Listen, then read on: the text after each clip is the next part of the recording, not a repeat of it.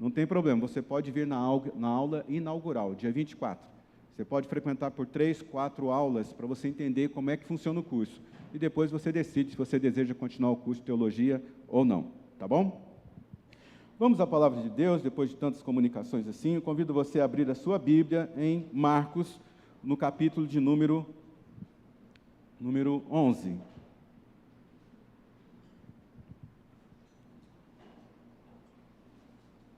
Marcos 11. Com a sua licença, quero fazer a leitura do capítulo inteiro. Vai ser importante para a gente. Não vou pregar versículo por versículo, mas vou usar muito desse texto que está aqui hoje. Marcos capítulo 11. Quando se aproximaram de Jerusalém e chegaram a Betfagé e Betânia, que fica perto do Monte das Oliveiras, Jesus enviou 2 dos seus discípulos, dizendo-lhes: vão ao povoado diante de vocês. Logo que entrarem, encontrarão um jumentinho amarrado, o qual ninguém jamais montou. Desamarrem-no e tragam-no para mim. Se alguém lhes perguntar: por que vocês estão fazendo isso? Diga-lhes: o Senhor precisa dele e logo o devolverá. E eles foram e encontraram um jumentinho na rua e o desamarraram. Alguns dos que estavam ali lhes perguntaram: o que vocês estão fazendo, desamarrando esse jumentinho? Os discípulos disseram como Jesus lhe tinha dito, e eles o deixaram ir. Trouxeram o jumentinho a Jesus, puseram sobre ele os seus mantos, e Jesus montou. E muitos estenderam seus mantos pelo caminho, outros espalharam ramos que haviam cortado dos campos. E os que iam adiante dele e o seguiam gritavam: Hosana, bendito é que vem em nome do Senhor. Bendito é o reino vindouro do nosso pai Davi. Hosana nas alturas. Jesus entrou em Jerusalém, dirigiu-se ao templo.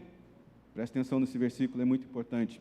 Jesus entrou em Jerusalém, dirigiu-se ao templo, observou tudo à sua volta, e como já era tarde, foi para Betânia com os 12. Versículo 12, no dia seguinte, quando estavam saindo de Betânia, Jesus teve fome.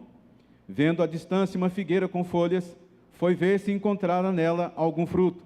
Aproximando-se dela, nada encontrou, a não ser folhas, porque não era o tempo de figos. Então lhe disse: ninguém jamais coma do seu fruto. E os seus discípulos ouviram-no dizer isso. Chegando a Jerusalém, Jesus entrou no templo e ali expulsou e começou a expulsar os que estavam comprando e vendendo. Derrubou as mesas dos cambistas, as cadeiras dos que vendiam pombas, e não permitia que ninguém carregasse mercadoria pelo templo. Os ensinava dizendo: está escrito, a minha casa será chamada casa de oração para todos os povos.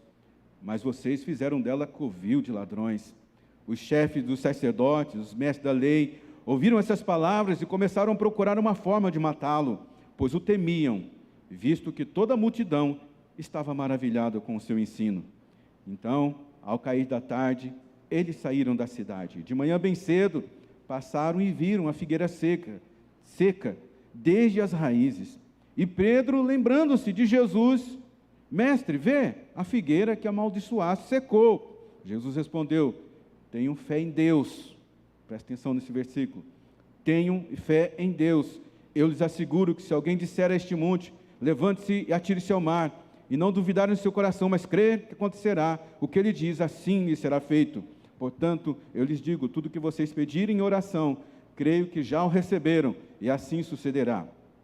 Quando estiverem orando, se tiverem alguma coisa contra alguém, perdoem-lhe, para que também o Pai Celestial lhes perdoe de seus pecados. Mas, se vocês não perdoarem, também o Pai que está nos céus não perdoará os seus pecados. Verso 27, chegaram novamente a Jerusalém. E quando Jesus estava passando pelo templo, aproximaram-se deles os chefes dos sacerdotes, os mestres da lei, os líderes religiosos, e lhe perguntaram: com que autoridade estás fazendo essas coisas? Quem te deu autoridade para fazê-las? Jesus respondeu: eu lhes farei uma pergunta. Responda-me e eu lhes direi com que autoridade estou fazendo essas coisas. Então aqui está a pergunta: o batismo de João era do céu ou dos homens? Diga-me. Eles discutiam entre si dizendo: se dissermos dos céus, ele perguntará: então por que vocês não creram nele? Mas se dissermos dos homens, ele temia o povo, pois todos realmente consideravam João um profeta. Eles responderam a Jesus: não sabemos. Então Jesus: tampouco lhes direi com que autoridade estou fazendo estas coisas. Nós estamos na tua casa nessa noite, Pai. O Senhor está na nossa vida. Nos fale, Senhor. Hoje venha com a voz que é a voz do céu. Nos traga uma palavra transformadora, uma direção da tua vontade, uma revelação da tua própria palavra. E que em nome de Jesus, tua vontade seja imprimida nos nossos corações e na nossa mente nessa noite. Assim nós oramos no nome de Jesus. Amém, Senhor. O tempo vai passando e a gente vai olhando para a própria vida e descobre que nós não éramos pacientes como a gente imaginava ser. Não sei se está acontecendo isso com você, mas comigo está. Eu achei que era um homem paciente, mas à medida que os anos passam, cada ano que eu completo o aniversário, eu enxergo o tempo com muito mais importância que eu enxergava antes. Eu acredito que esse é um processo do amadurecimento de todo mundo. Você vai amadurecendo e você vai entendendo como o tempo é importante para a nossa vida. Então, existem coisas que hoje me passam a angustiar, que não me angustiavam no passado. Por exemplo, gosto de pegar estrada, gosto muito de dirigir, mas quando eu enfrento um congestionamento, fica ali 1h30, aquilo vai me dando uma aflição. Mesmo que eu coloque lá no rádio os louvores, mesmo que eu esteja ouvindo alguma coisa que seja interessante, uma palavra, tal, eu fico incomodado. Para mim é como se eu estivesse perdendo tempo da minha vida ali naquele congestionamento. Ou quando você vai para uma fila, por exemplo, e a fila não anda, as coisas não desenrolam, e você fica ali: meu Deus, eu podia estar fazendo tanta coisa, e eu estou aqui parado, e essa inquietação começa a tomar conta do nosso coração.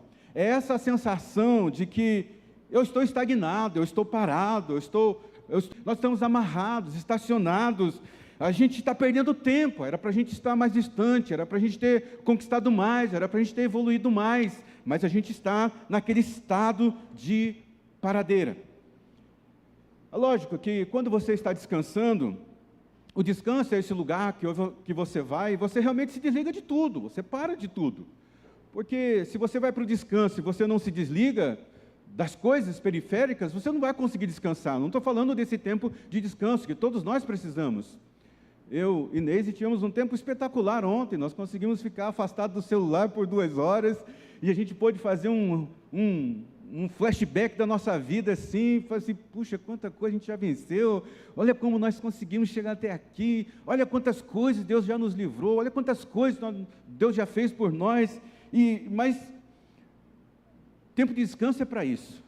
Mas eu tenho certeza que todo ser humano é afetado por isso. Sentir que está amarrado, sentir que está preso a um lugar e você não consegue se desatar daquele lugar, você não consegue sair daquela estação. São pessoas que roubam o seu tempo, são situações que roubam o seu tempo e às vezes você mesmo rouba o seu próprio tempo, né? Existe uma frase hoje que vai entrar no vocabulário do mundo, escolhida por Oxford.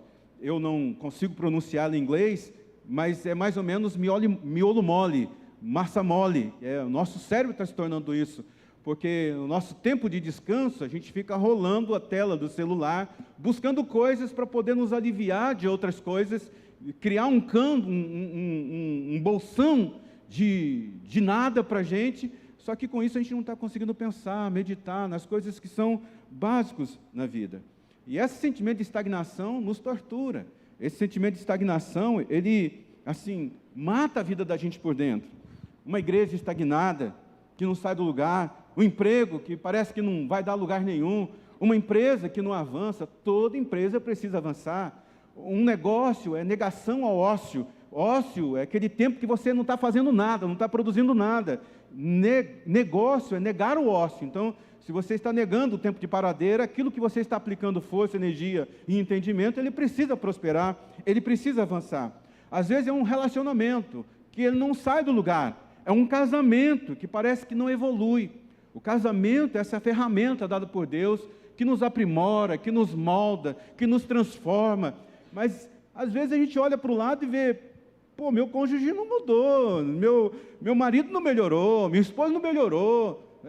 Reclamação de muitas mulheres é que, às vezes, parece que tem um homem do lado dela que é uma criança. E eu não duvido que seja isso, porque eu também sou uma criança. Eu ia falar um negócio apócrifo aqui, mas não posso falar essas coisas aqui, né? Então, e o mais difícil de tudo isso é quando você está perto de alguém que está voando, está avançando, né? Você olha para aquela vida e assim, pô, eu estou parado aqui, aquela pessoa está andando, está avançando, e você fica até com uma espécie de inveja, né? E não é uma inveja, porque não tem como a gente não comparar. Você olha para o lado, está tudo bem, o cara está prosperando, as coisas estão acontecendo, e você olha para a sua vida, daquele negócio amarrado, parece que não vai, né? E a internet é esse lugar, né?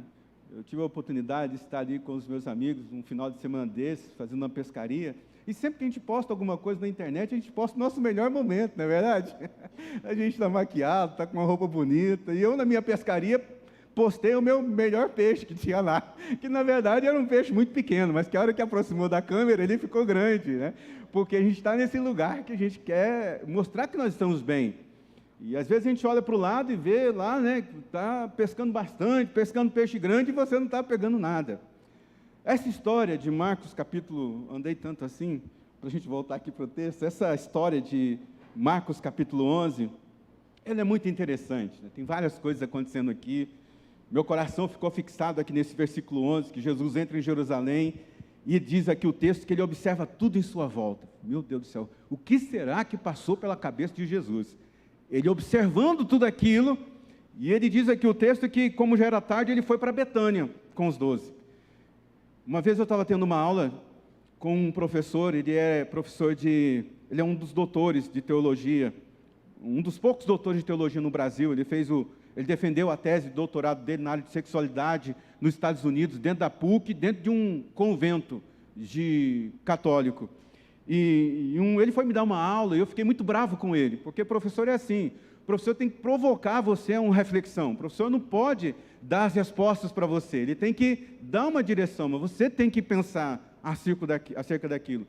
E o cara estava numa aula muito boa lá, José, e me explicando tal, e ele estava me massacrando. E eu não sou muito de falar, então o que eu fiz? Eu fui para casa, no outro dia ter aula com ele, e eu fiquei pensando naquilo que ele estava dizendo. E eu formulei uma resposta para ele. Quando chegou no outro dia, ele foi dar aula para mim, e eu falei, professor, ontem o senhor falou isso, e o meu ponto de vista é esse. E eu acho que eu peguei ele naquele dia. Porque ele olhou para mim e falou assim, Cláudio, você teve um dia inteiro para pensar na resposta que você ia me dar, né? E eu penso que é isso que aconteceu com Jesus. Jesus desceu ali de Jerusalém, do Monte das Oliveiras, entrou em Jerusalém montado num jumentinho. O jumentinho não é que Jesus era humilde, não é que Jesus queria passar um sinal de humildade, nada disso. Descer, ser coroado, antes de ser coroado, estar numa cerimônia de coroação de um rei, era sempre comum montar-se em um jumento. Isso tanto dentro do contexto do povo de Israel, como dos povos vizinhos de Israel. Você vai ver isso que aconteceu com Saul, Davi, Salomão. 2 vezes Davi colocou Salomão no lombo de um burrinho, de um jumentinho, e fez ele caminhar entre o povoado, anunciando que ele seria o substituto de Davi. E Jesus também faz isso. E nessa história nós encontramos 3 personagens que ambos estão amarrados. Nós encontramos o povo de Israel que estava amarrado a uma estrutura debaixo de um governo romano muito tirano, que o povo esperava que Jesus pudesse libertá-los. A gente conhece toda essa história, você já ouviu. Nós temos o próprio Jesus debaixo desse mesmo lugar amarrado. Por favor, não me entenda mal. Jesus, na verdade, ele estava submetido ao chamado dele. É diferente do povo de Israel. E o povo de Israel esperava um libertador político. Aliás, quando você vê aqui Hosana, Hosana, bendito aquele que vem, o povo não estava adorando Jesus ali. O povo estava dando um grito político. Porque Hosana significa, vem me libertar, você é o meu libertador.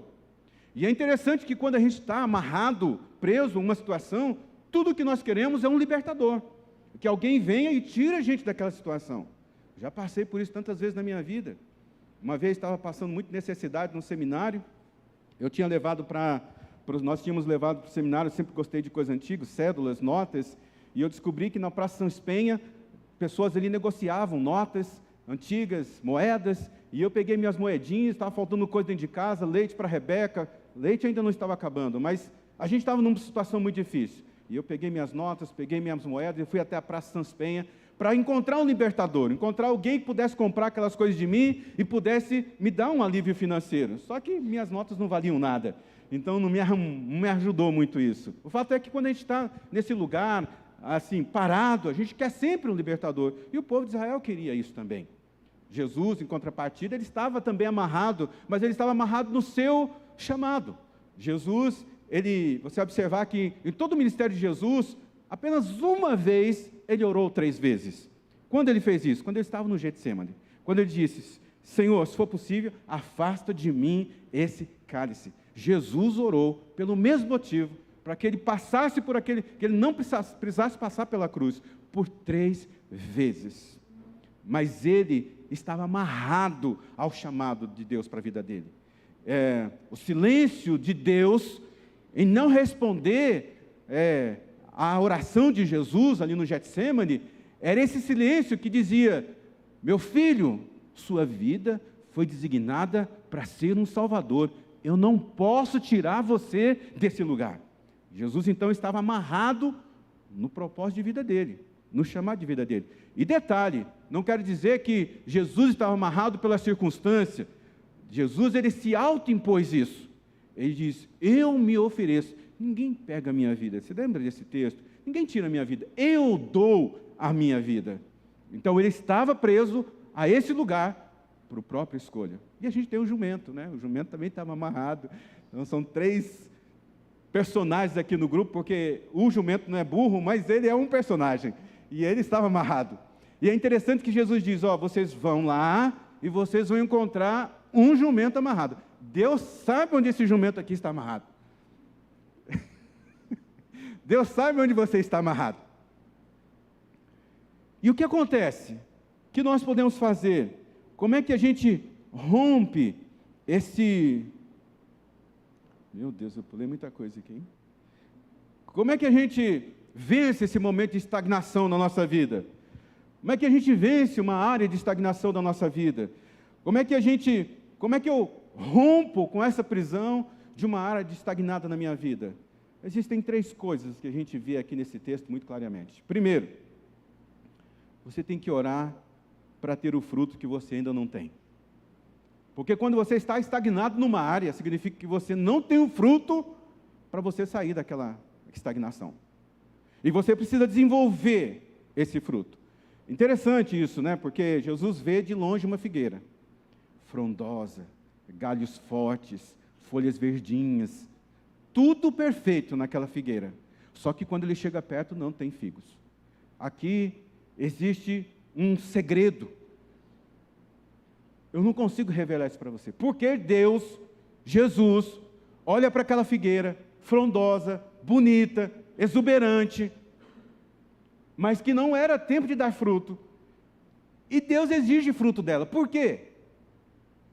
Eu ainda não tenho essa resposta, nem para mim, nem para você. Mas a resposta que Deus dá para a gente hoje, para sair, vencer áreas em que nós estamos presos, estagnados, é orar para a gente ter o fruto que a gente precisa para sair daquele lugar. Tem gente que olha para uma área de estagnação e ele não vence, porque para vencer aquela área você tem que desenvolver um fruto, você tem que dar um fruto, você tem que entregar um fruto. E às vezes você desiste daquela área, você continua amarrado naquela área, estagnado naquela área, porque você não produziu e você fica com a sua boca fechada. Ao invés de você se levantar e dizer, olha Deus, eu estou estagnado nessa área e eu preciso vencer essa área na minha vida. Me ajuda a produzir o fruto que eu preciso para essa área. Não é simplesmente você ficar estagnado naquela área.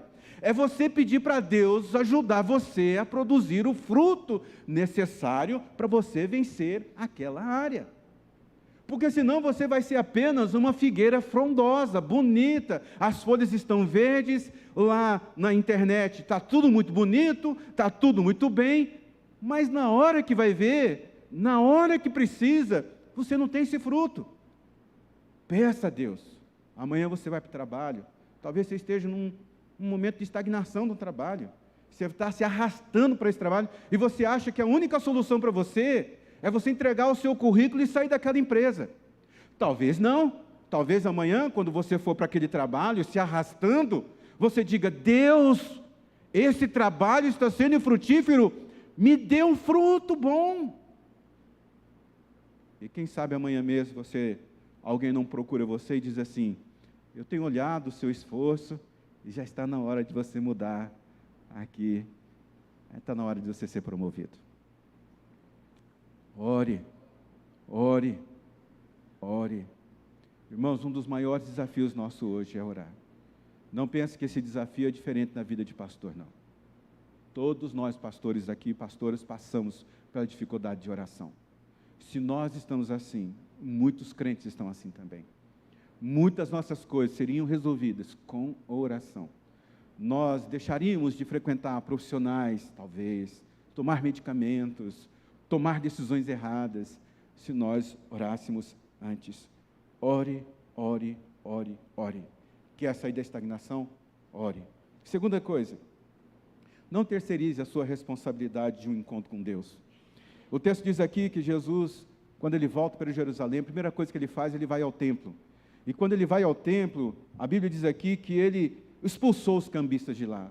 Ele não permitia, e ele gritava. Aqui a gente lê com moderação, mas ele gritava: vocês estão fazendo da minha casa um covil de ladrões. E por que Jesus fala essa frase tão hostil assim? Covil de ladrões. Se você olha o Antigo Testamento, lá, Levítico, fala como você deveria apresentar a sua oferta a Deus, como você deveria apresentar o seu sacrifício a Deus.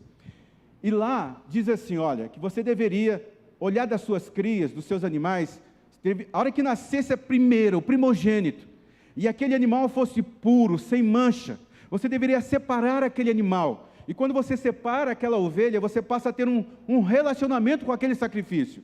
Imagina você, um cuidador de ovelhas, nasceu lá o primeiro cabritinho, quer dizer, a primeira ovelhinha, e você diz assim no seu coração: porque Deus me abençoou com o rebanho, eu vou pegar você, vou cuidar você, e vou entregar você como sacrifício lá no altar do Senhor. Então esse homem, ele separava esse animal, ele dava leite na boca desse animal, ele não deixava esse animal sair para o pasto junto com os outros animais, com medo de ele ser pegado por um urso, por um leão, por um animal feroz.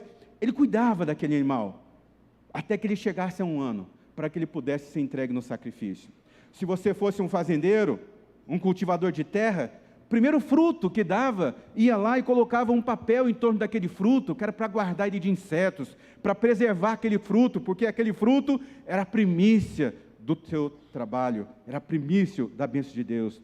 E o que significa? Significa que você tinha um relacionamento com o seu sacrifício. Agora veja, o tempo passa, o templo é estabelecido, e todo mundo vinha de todos os lugares para poder apresentar o seu sacrifício ali no templo, pelo menos uma vez por ano. Então o cara já não criava mais a ovelha, nem os passarinhos para poder sacrificar. O que ele fazia? Eu vou lá, e lá tem gente que está vendendo. E eu vou comprar a ovelha, e eu vou comprar o passarinho para me oferecer como adoração. Mas você entende que o relacionamento é outro? Não é aquele relacionamento de cuidado com o seu sacrifício. É um relacionamento do tipo: é isso que se satisfaz, Deus? Então eu vou ali no mercado, vou comprar a ovelha, vou comprar o passarinho e vou sacrificar para o Senhor. Agora você veja, se nós não estamos num tempo como esse, onde é necessário a gente trazer um pregador de longe, pagar avião, colocar em hotel, dar uma oferta, trazer um Cláudio Duarte aqui, por exemplo, você tem uma ideia.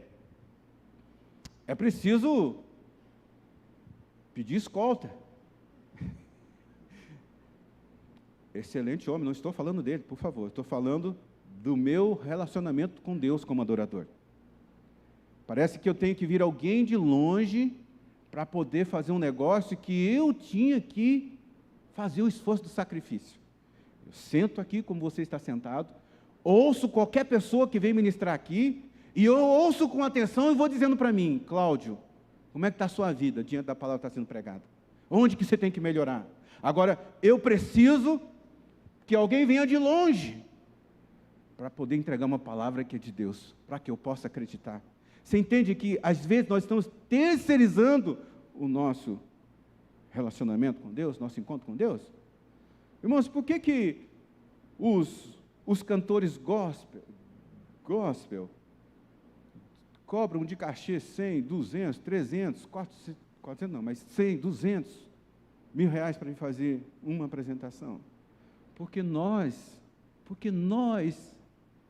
não estamos cuidando do nosso sacrifício a Deus. Alguém tem que vir de longe, com o peso de um nome, para a gente dizer: estou te adorando, Senhor. Percebe isso, irmão? Não quer dizer que a gente não possa ir ouvir alguém, não quer dizer que a gente não possa ir ouvir uma banda, um cantor, não significa isso. Significa que nós precisamos examinar a nossa vida, se nós não estamos terceirizando, porque da forma como nós, os evangélicos, estamos se comportando, é a mesma coisa que acontecia lá no passado, que o cara sai de longe, não cuida da sua ovelha e do seu passarinho como sacrifício, e vai lá e compra o ingresso na hora para poder sacrificar. E Jesus vem e diz: covil de ladrões. Quem está roubando aqui? Está roubando quem está vendendo, e está roubando quem está entregando a adoração. É duro isso de ouvir, mas nós precisamos tomar cuidado com a nossa vida, com o nosso encontro com Deus. Então, olha, você vem à igreja, eu já vim à igreja dizendo assim: uhul, felizes são aqueles que vão à casa do Senhor hoje, todo contente. Mas eu já vim para a igreja arrastando. Já vim à igreja dizendo: não quero ver ninguém hoje, mas eu preciso ir. Eu sou pastor. E diga para mim, qual será dos meus 2 cultos que Deus recebeu como aroma mais suave? O dia que eu me esforcei, que mesmo que eu não queria sair de casa, eu vim. É o dia que você se esforça, que você fala assim: estou com dor de cabeça, minhas costas estão doendo, eu trabalhei muito, estou cansado, mas você diz: eu vou. Você entende que é um relacionamento que você tem com o seu sacrifício?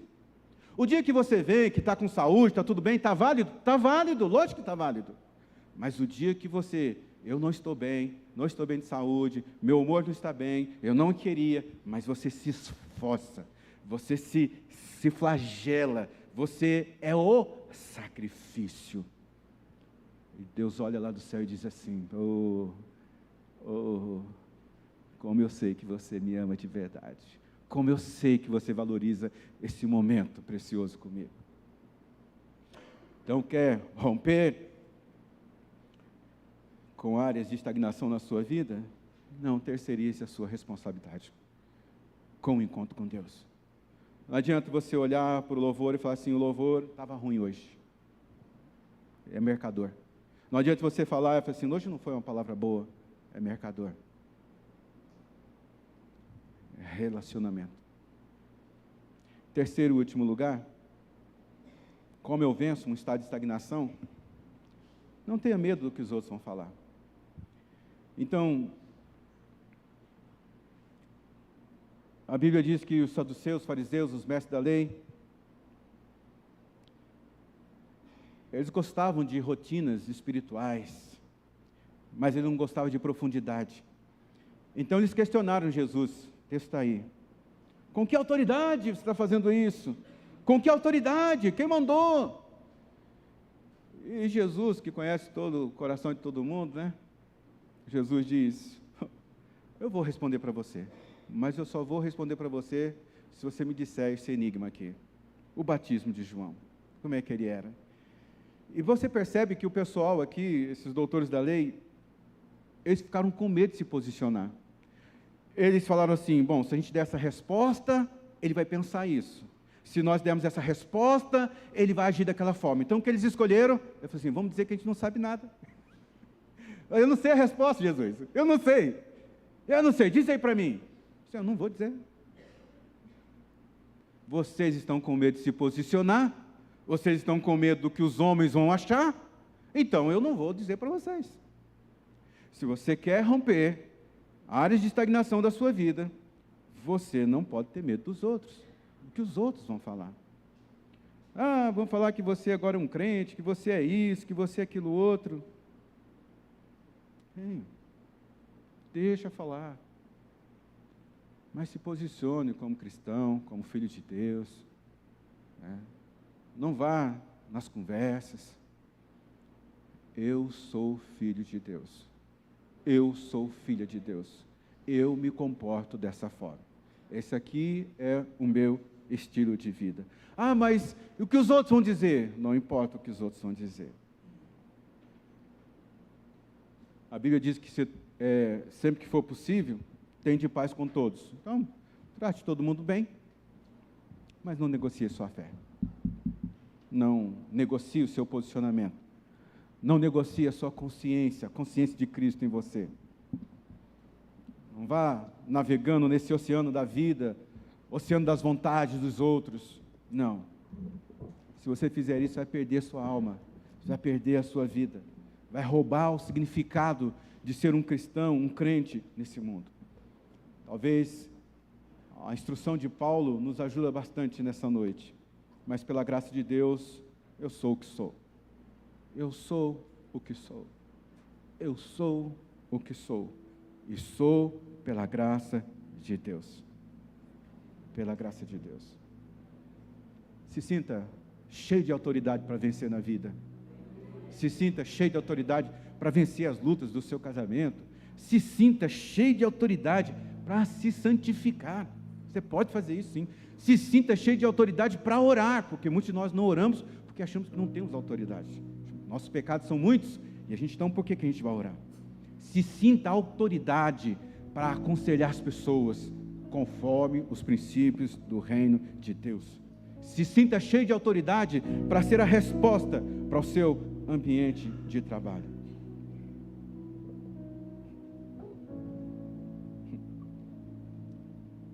Muitas pessoas hoje precisam ser desatadas. E talvez você seja uma dessas. Houveram 2 estágios na vida de Lázaro. O primeiro estágio, sua vida ali, ele morre e ele ressuscita. E quando ele ressuscita, você lembra da história? Jesus os chama para fora. E quando ele vem para fora, a Bíblia diz que ele estava atado. Jesus diz, desata-os. Desata-o. Tira as faixas dele. Você é um ressuscitado. Você não pode mais viver com essas amarras. Ore. Ore. Não terceirize o seu relacionamento com Deus. E não tenha vergonha de ser quem você é em Cristo Jesus. Tenho certeza que Deus está desatando algumas áreas da sua vida hoje. Porque Jesus sempre inaugura liberdade na nossa vida. Sempre. Esse é o papel de Jesus. Por favor, se coloque de pé, eu quero orar com você.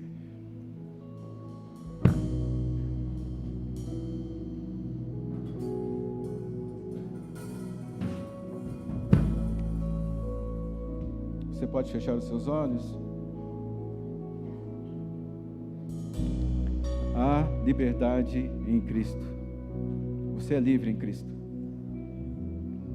Essa liberdade foi inaugurada quando você o recebeu como Senhor e Salvador da sua vida. Então a sua oração ela tem poder. Então a sua fé tem poder.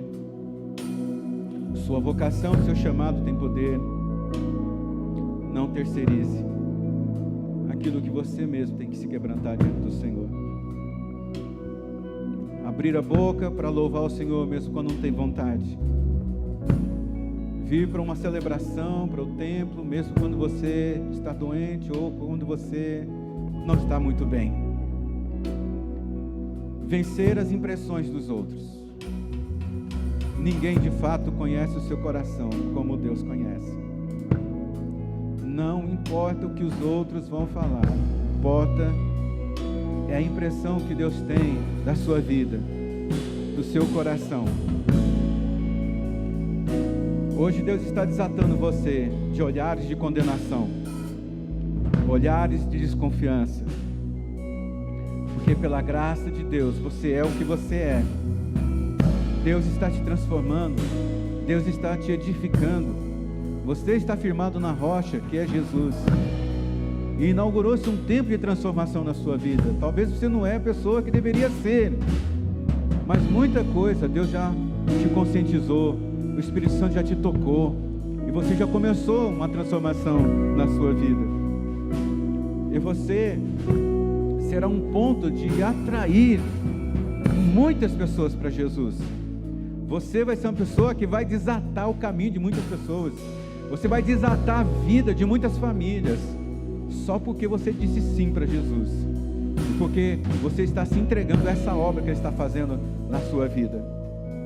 Receba nessa noite a liberdade que a gente só pode ter em Jesus, em Deus. Que o Senhor te abençoe e te guarde. Que o Senhor faça o rosto dele brilhar no seu rosto. Que o rosto de Deus se vire para a sua face e te dê toda a paz que você precisa. Que o Senhor abençoe a sua semana, que o Senhor abençoe o seu mês, que o Senhor proporcione encontros poderosos com você, que você ouça o Senhor falar com você, que você tenha orações respondidas e que você saia daqui melhor do que você entrou, porque Deus fez algo na sua vida hoje. Essa é a oração que nós fazemos e fazemos em nome de Jesus. Amém.